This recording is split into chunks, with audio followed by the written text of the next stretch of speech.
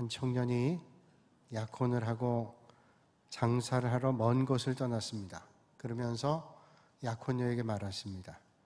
제가 한 바퀴를 두루 돌아서 돌아올 테니 기다려 주십시오. 돌아와서 꼭 결혼식을 올리겠습니다. 제가 돈을 많이 벌어오겠습니다. 그리고 약혼녀를 떠났습니다. 청년은 장사하러 떠난 지 얼마 지나지 않아 편지를 보내기 시작했습니다. 꼭 돌아가서 아름다운 가정을 꾸미겠습니다 하는 약속의 사연이었습니다.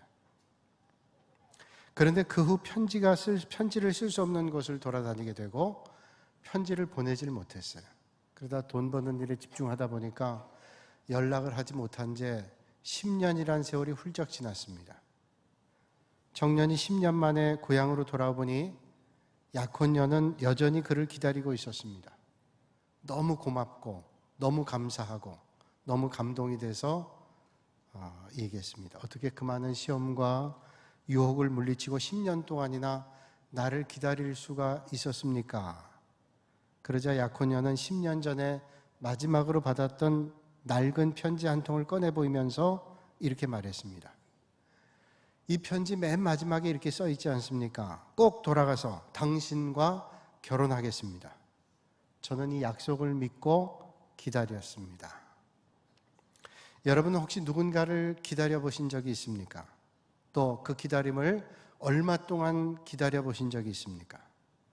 오늘 본문 말씀을 보면 오랫동안, 그것도 아주 오랫동안 기다렸던 사람이 등장하는데 성경의 말씀에 의하면 안나라고 하는 사람입니다. 오늘 본문 36절과 37절에 안나에 대해서 이렇게 말씀을 하죠. 또 아셀 지파 바누엘의 딸 안나라는 선지자가 있어 나이가 매우 많았더라. 그가 결혼 후 7해 동안 남편과 함께 살다가 과부가 되고 84세가 되었더라. 이 사람이 성전을 떠나지 아니하고 주야로 금식하며 기도함으로 섬기더니 말씀하고 있습니다. 이 안나를 이 성경 말씀을 보면서 인간적으로 보면 매우 불쌍하고 가련한 여인이라는 생각을 떨칠 수 없습니다. 오늘 이 안나라고 하는 사람은 야곱의 8번째 아들인 아셀 지파의 바누엘의 딸이다. 이렇게 성경은 말씀하고 있어요. 이 바누엘이라고 하는 이름은 분이엘이라는 이름과 똑같습니다. 바누엘은 헬라식 이름이고 히브리식으로 바꾸면 분이엘이에요. 분이엘. 분이엘이라는 이름의 뜻은 하나님의 얼굴이라는 뜻을 가지고 있는데 야곱이 하나님의 천사와 야복강가에서 씨름하다가 이겼습니다. 그때 하나님께서 야곱에게 이제 너를 이스라엘이라 하리라. 하나님과 겨루어 이겼다 하는 뜻입니다. 그래서 그 장소를 하나님의 얼굴이라고 하는 분이엘이라는 이름을 매겼던 지명이죠. 오늘 안나라고 하는 사람은 그 분이엘이라는 뜻을 가지고 있는 사람의 딸입니다. 이 안나라고 하는 이름도 헬라식 이름인데 이걸 히브리식으로 바꾼다면 한나라는 이름으로 바꿀 수 있습니다. 그러니까 안나가 한나라는 이름이죠. 지금도 우리 주변에는 한나라고 하는 이름을 가진 사람이 많습니다. 안나라고 하는 이름도 있지만 이 한나라고 하는 이름의 뜻은 은혜라는 뜻을 가지고 있습니다. 그러니까 아마도 아버지인 바누엘은 자기의 딸이 하나님의 은혜를 많이 받는 그런 인생이 되기를 원해서 아마도 안나라는 이름을 지어줬을 겁니다. 그런데 이 안나라고 하는 사람의 사연을 오늘 말씀 보면 인생이 그렇게 녹록하지 않았습니다.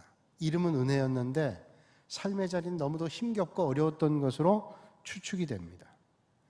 오늘 성경 말씀에 의하면 안나는 결혼한 지 7년 만에 남편을 잃었습니다. 그래서 혼자 84살까지 살았어요. 유대 나라에서는 14살, 남자 14살, 여자는 12살이 되면 성인식을 합니다. 남자는 14살이 넘고 여자가 12살이 넘으면 성인이라고 인정을 해주는 거예요. 그때는 결혼할 수 있습니다. 그 당시엔 조혼의 습관이 있었기 때문에 거의 다 이 나이가 되면 결혼을 하게 마련입니다. 만약에 그렇다 그러면 이 안나라고 하는 여인이 지금 84살이라고 하면 홀로 된 것이 만약에 12살에 결혼을 해서 7년을 살았다면 19살에 이제 혼자가 된 겁니다. 그래서 84살 됐어요. 과부가 되고 84세가 됐더라. 오늘 성경은 말씀하잖아요. 홀로 긴 세월, 대충 추산해 보면 65년의 세월을 혼자 살았단 말이죠. 얼마나 힘들었을까요? 여권이 신장되고 모든 것들이 발전한 이 시대에도 혼자 자식을 키우고 살아간다고 하는 것은 절대로 쉬운 일이 아닙니다. 하물며 여자를 사람의 숫자에도 포함하지 않던 그때 여권이 신장되지 않았던 그때, 그 당시에 여인의 몸으로 홀로 살아간다는 게 얼마나 힘들었을까요? 아주 힘들었을 거예요. 홀로 살아간다고 하는 것은 아무의 도움도 받지 못하고 어려움 가운데 살아가는 것입니다. 성경에 보면 항상 돌봐야 될 사람이 있는데 고아, 과부, 객 이런 사람들을 돌보라고 성경에 말씀하고 있죠. 왜냐하면 홀로 살기 힘들기 때문에. 그래서 농사 짓는 사람들이 추수를 할 때도 다 추수하는 게 아니라 그 곡식 나달을 좀 남겨놔야 됩니다. 고아, 과부, 객과 같은 사람들에게 남겨주기 위해서 그렇게 했단 말이죠. 홀로 산다 할지라도 그래도 그 어려움 중에 자식이라도 있다면 아마 위로가 되고 힘이 됐을 거예요. 저 자식이 크면 나에게 의지가 되겠지. 또 홀로 살아가는 것보다는 자식과 함께 살아가면 큰 힘이 될 거예요. 근데 성경 말씀 보니까 이 안나에게는 자식도 있는 것 같지가 않습니다. 자식에 대한 얘기가 없어요. 그러니 얼마나 힘들었을까요? 스코틀랜드 장로교회에 홀로 사는 한 여인이 있었습니다. 홀로 자식들 몇 명을 키우면서 얼마나 힘들었을까요? 먹고 사는 일, 입고 사는 일이 당장 힘들었습니다. 그러나 이 어머니는 믿음이 든든해서 자식들에게 너희들이 꼭 믿음으로 살아라. 오늘 우리는 힘들지만 하나님을 신뢰하며 믿음으로 살아야 된다. 그래서 힘든 자리에도 믿음을 잃지 않도록 격려했어요. 그러다가 자기가 버는 것으로 도저히 자식들을 키우기 힘든 상황이 됐습니다. 주머니는 가진 게 하나도 없고 곡식통에는 이젠 바닥만 있는 거예요. 밀가루를 담아놓는 통을 보니까 바닥에 밀가루가 다 모은들 한 움큼밖에 안 되는 정도가 남았습니다. 이 어머니가 밀가루통의 바닥에 있는 밀가루를 긁어 먹기 위해서 까치발을 들고 허리를 숙여서 항아리 속에 손을 내서 그 한 움큼 되는 밀가루를 모으다가 눈물이 왈칵 쏟아집니다. 자기 신세가 처량한 거예요. 하나님을 믿는 믿음으로 살지만 너무 안타까운 겁니다. 저 자식들을 어떻게 먹여야 될까? 이 밀가루통의 바닥을 긁으면서 눈물이 쏟아져 나와요. 그래서 아무도 없겠거니 생각하고 항아리 통해서 머리를 숙이고 한참을 울었습니다. 그런데 그 소리를 듣던 작은 아들이 와서 어머니의 치맛자락을 붙잡아 당깁니다. 어머니가 울면서 아이가 치맛자락을 붙잡아 당기니까 할 수 없이 머리를 빼잖아요. 아들이 어머니를 보고 이런 말 합니다. 엄마, 왜 우세요? 하나님께서 어머니가 밀가루통 바닥에 긁는 소리를 못 들으실까 봐요. 그 말을 듣고 정신이 번쩍 들었대요. 아니, 하나님께서 우리 집 밀가루통에 바닥에 밀가루가 없는, 그래서 긁어대는 그 바닥을 긁는 소리를 하나님께서 못 들을 줄 아세요? 그건 뭐예요? 하나님 도와주시니까 어머니가 얘기한 것처럼 하나님을 믿으십시다 이런 얘기 안 해요? 정신이 번쩍 났습니다. 그때부터 이 어머니가 정신 차렸다. 그래, 내가 고백했던 그 하나님이 이 소리를 듣고 계실 거예요. 그런 자식이라도 있다면 아마 안나는 견뎌내기 힘들었을 겁니다. 그런데 자식도 없고 홀로 그 긴 세월을 살아야 됐습니다. 얼마나 힘들었을까요? 아무것도 의지할 것 없는 매우 가련하고 불쌍한 여인임에 틀림없이 보입니다.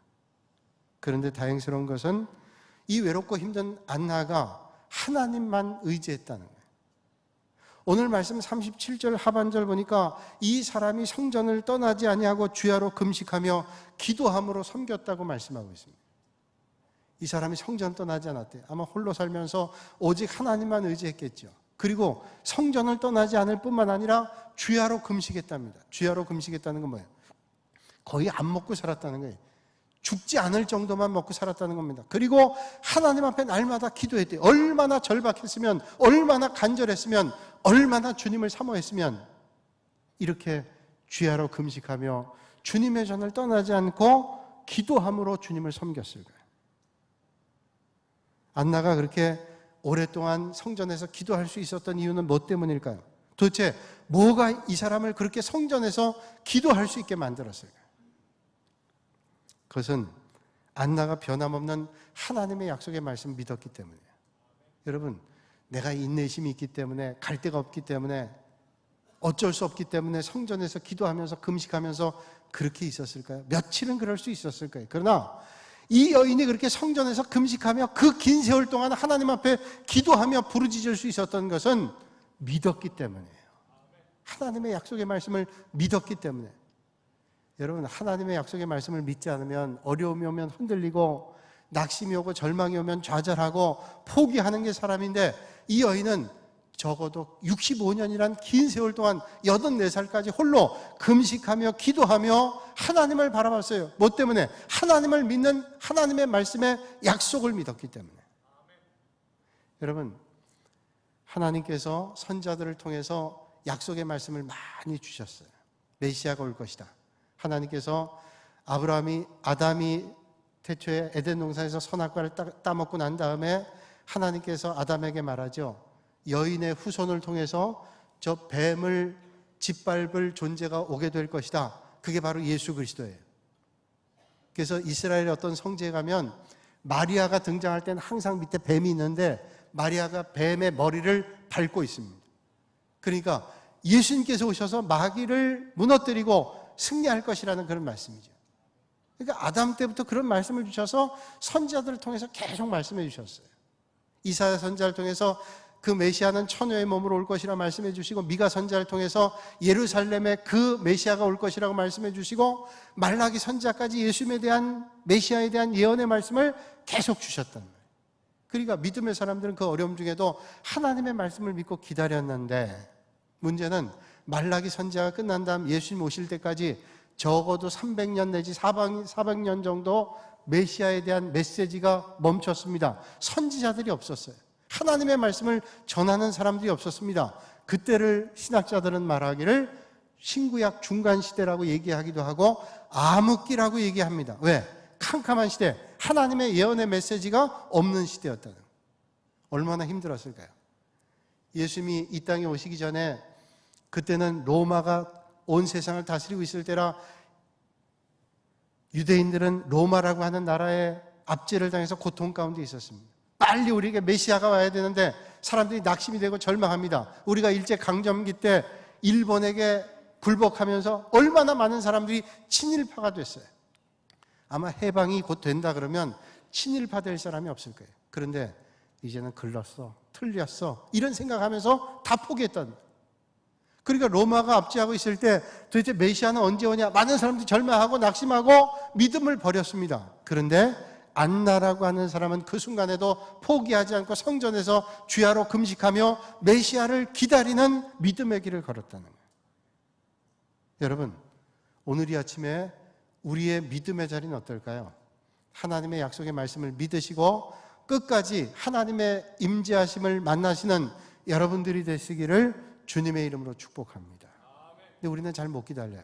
커피 머신에다가 돈을 넣고 커피를 꺼내는데도 그거 못 기다려가지고 잡아당기다가 대기도 하고, 고기를 굽는데도 그 다 익는 거 기다리지를 못해가지고 얼른 집어먹기도 하고 힘들어요. 잘 못 기다립니다.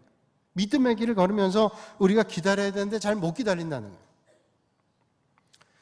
제가 지난 주간에 여러분들 대신방 기도 제목을 가지고, 또 여러분들이 기도 부탁한 그 기도 제목 가지고 기도원에 가서 기도하는데, 기도원에 올라갈 때 가평 있는 기도원 가기 때문에 가평읍을 지나갑니다.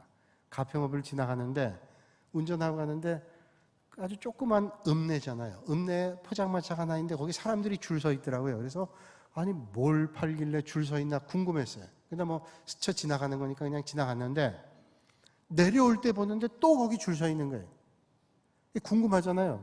도대체 뭘 팔길래 거기서 뭘 하나씩 나눠주나 생각도 되고, 뭐 대단한 건가 보다라고 생각이 돼서 뭐 길에 좀 차를 세워놓고 제가 갔어요. 갔더니 대단한 걸 팔고 있더라고요. 잉어빵.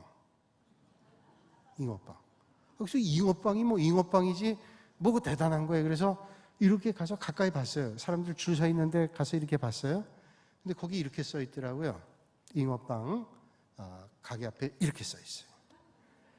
뭐라고 써 있냐면, 잉어가 태어나려면 시간이 필요해요. 주문 후 잠시만 기다려주세요. 잉어빵 태어나는 것도, 잉어가 태어나는 것도 시간이 필요하대요. 그러니까 사람들이 많이 줄 서 있는데 잉어빵 만들려면 시간이 필요하잖아요. 그러니까 기다리십시오. 그러면 금방 만들어줍니다. 이거 아니에요? 그래서 제가 할머니가 하길래 할머니 제가 잠깐만 좀 찍을게요. 찍어서 잉어빵 하나 기다리는데도 이렇게 기다려야 되는데 우리가 믿음의 길 가면서 어렵고 힘들다고 믿음의 길 포기하고 낙심하고 좌절하면 안 되겠다, 이런 생각이 들더라고요. 여러분, 우리가 작은 거 하나도 기다려야 되는데 하나님의 약속의 말씀, 메시아를 기다리는데 조급할 게 어디 있겠어요. 하나님의 약속의 말씀을 믿고 기다려야 된다는 거예요. 어떤 집사님이 아무리 노력해도 참질 못해서 참을성이 없는 거예요. 그래서 하나님 앞에 기도했답니다. 하나님, 저에게 인내심을 주세요. 참을성을 주세요. 지금 당장 응답해 주세요. 그랬대요.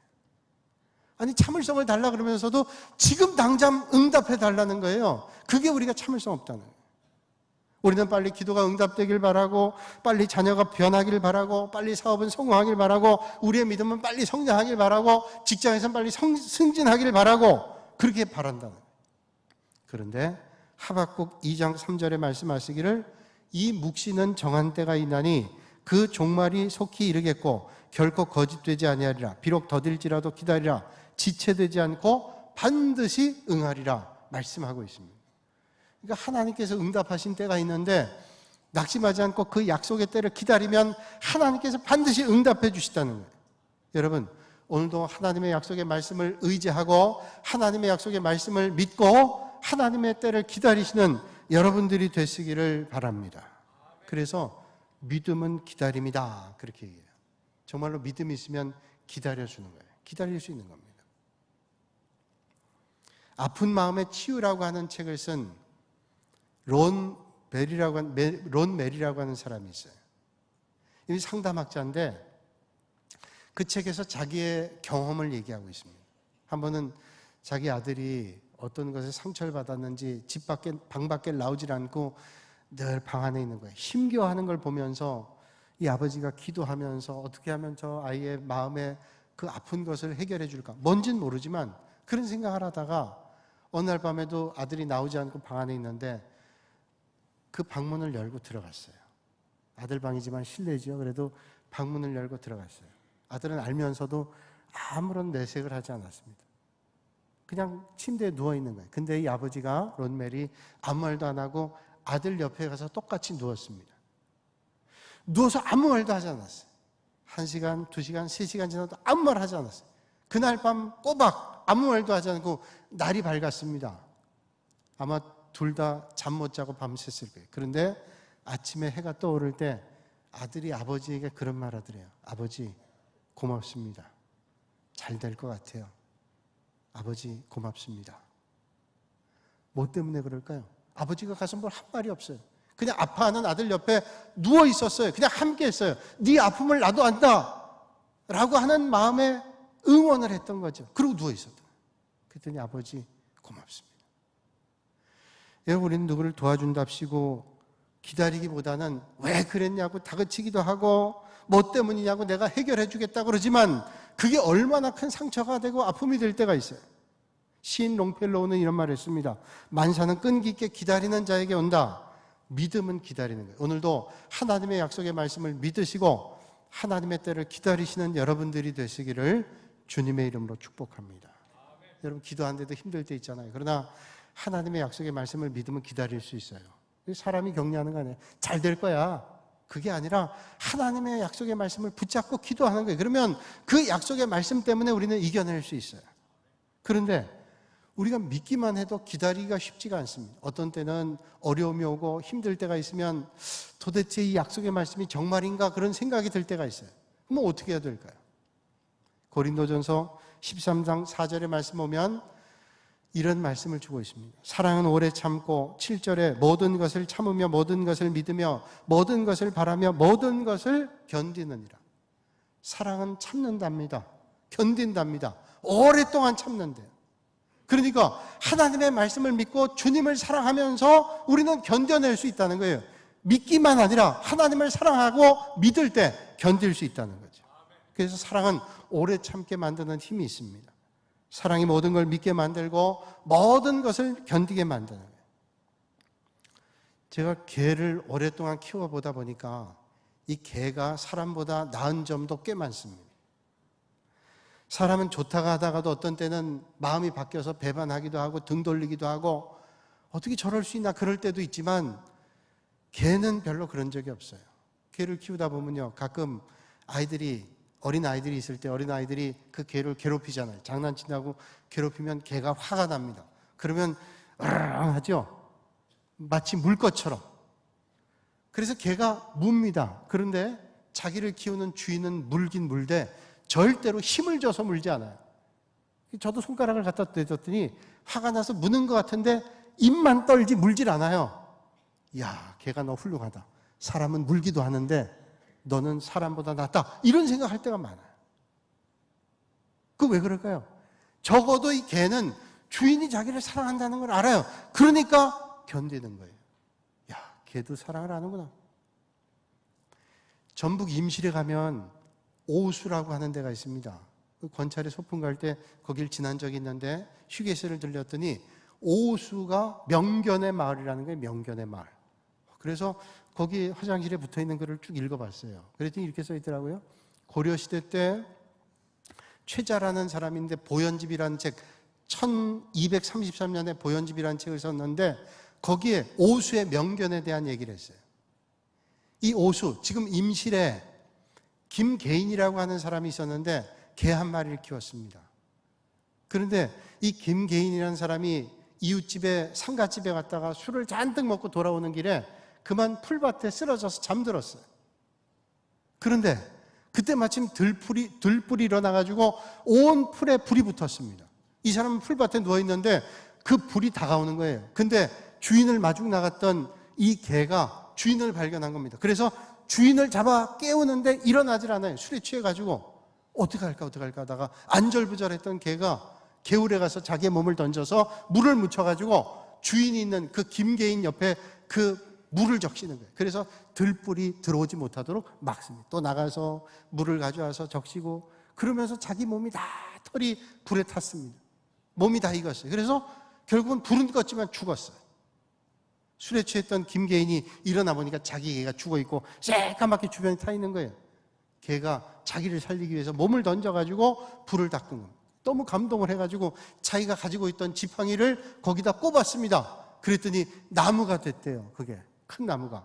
그래서 그 마을의 이름을 개 오자에다가 나무 숫자를 달아서 오수라는 이름을 졌다는 전설 따라 삼천리. 그러니까 이 개가 어떤 거예요? 사랑하니까 자기가 그 불구덩이에서 온몸을 던져서 그 불을 끄면서 왜 그랬을까요? 나를 사랑해주는 주인을 배반하지 않는 거예요. 내가 몸을 던져서라도 사랑하기 때문에 그런 거예요. 여러분, 의무감에 억지로 하라면 그거 힘들 겁니다. 그러나 사랑하면 힘들지 않아요. 그래서 많은 분들이 그런 얘기 하잖아요. 10kg 돌을 들려면 무겁지만 10kg 되는 손자, 이상 되는 손자를 들어도 그래도 견딜만 하대요. 왜? 사랑하니까. 여러분, 우리가 주님 몸된 교회를 섬길 때도 억지로 봉사하려면 힘듭니다. 어렵습니다. 어떤 때는 주님 몸된 교회를 섬기면서도 시험에 든다 그럽니다. 그러나 교회를 사랑하고 섬기는 사람은 힘든지도 모르고 어려운데도 어려운지 모르고 잘 섬깁니다. 왜 그럴까요? 힘들어도 사랑하기 때문에 그래요. 사랑에는 그런 힘이 있다는 거예요. 혹시 여러분, 오늘 이 아침에 예배드린 여러분들 가운데 자기 자식 키우다가 시험 든 분 계세요? 여러분, 자기 자식 키우다가 시험 든 분 계세요? 아, 우리 자식들은 다 잘하니까. 근데 자식들 가운데 말 안 듣는 자식도 있거든요. 근데 그래도 시험 드는 분이 별로 없습니다. 왜 그럴까요? 자식 키우는 게 쉽기 때문일까요? 절대로 그렇지 않습니다. 세상에 자식 농사처럼 힘든 게 어디 있겠어요? 자식을 키우는 게 얼마나 힘듭니까? 그런데 자식을 키우는데도 시험에 들지 않아요. 왜요? 사랑하니까. 자식을 사랑하니까 자식 키우면서 시험 들어가지고 아우, 내 저놈의 자식 버려버릴 거야. 그런 부모 없어요. 진짜 부모는 자식이 그러면 마음이 아프죠. 힘들죠. 어떻게 하면 그 자식이 잘 될까? 사랑하는 마음으로 그 자식을 생각하는 거 아니에요? 그런데 믿음 생활하다 왜 시험 될까요? 혹시 주님을 사랑하는 게 덜해서 그런 게 아닐까요? 오늘 이 아침에 여러분들 주님 몸된 교회를, 주님의 나라를 사랑하시는 여러분들이 되시기를 주님의 이름으로 축복합니다. 그리고 이 여인 안나는 주님을 사랑하기 때문에 그 긴 세월 동안을 주님 전을 떠나지 않고 주야로 금식하며 하나님 앞에 기도했다는 거예요. 왜 힘든 일이 없었겠어요? 왜 어려운 일이 없겠어요? 왜 억울한 일이 없었겠어요? 왜 오해받는 일이 없었겠어요? 주님 사랑하니까 그 성전을 떠나지 않고 기도했다는 거예요. 여러분, 오늘도 그런 사람에게 은혜를 베풀어 주시는 줄로 믿습니다. 결국 이 안나가 누굴 만났어요? 이 땅에 오실 예수 그리스도 메시아를 만났습니다. 오늘 38절 말씀 보세요. 38절 말씀 우리 같이 한번 읽어볼까요? 38절 시작. 마침 이때 나와서 하나님께 감사하고 예루살렘의 속량을 바라는 모든 사람에게 그에 대하여 말하니라. 아멘. 마침 이때 나왔대요. 이때 누가 나왔냐면 메시아 되는 예수 그리스도가 나왔대요. 그래서 하나님께 감사한 거예요. 우리가 그토록 기다렸던 메시아가 왔구나. 그러면서 이분의 구원을 바라는 모든 사람들에게 그분을 증거했대요. 안나가. 그러면 그때 메시아가 나왔던 걸 어떻게 하냐? 오늘 본문 이전에 2장 21절과 22절에 예수님께서 오셨다는 것을 알 수 있는 본문이 나옵니다. 제가 읽어드릴게요. 할례할 8일이 되매 그 이름을 예수라 하니 곧 잉태하기 전에 천사가 일거든 다르라. 모세의 법대로 정결 예식이 날이 참에 아기를 데리고 예루살렘에 올라가니. 그러니까 예수님께서 이 땅에 오실 때 육신의 어머니 아버지 요셉과 마리아가 8일 만에 할례를 베풀고, 그리고 그 당시에 예식에 따라서 하나님의 전에다가 예물을 바치기 위해서 성전에 올라왔다는 거예요. 바로 그때 안나가 성전을 떠나지 않고 기도하며 금식하며 어려운 때를 기다렸더니 이 메시아를 만나게 됐어요. 여러분, 오늘 우리는 성탄을 앞에 두고 있습니다. 지금 이 시간 대림절이에요. 주님 이 땅에 오십시오. 이제 예수님께서 언젠간 다시 오실 거예요. 가신 대로 다시 오실 겁니다. 그 주님의 때를 기다리면서, 그 주님의 때를 기다리면 어떻게 해요? 믿음으로, 하나님을 사랑하는 마음으로, 그런 믿음의 자세를 가지고 하나님의 때를 기다리시는 여러분들이 되시기를 주님의 이름으로 축복합니다. 거룩하신 아버지 하나님, 오늘도 이 아침에 저희를 불러주시고 이 땅에 다시 오실 예수 그리스도를 기다리게 하시니 감사합니다. 믿음으로, 주님을 사랑함으로 잘 기다려 주님의 때를 만나는 축복의 자리 되게 하여 주시옵소서. 예수님의 이름으로 기도하옵나이다. 아멘.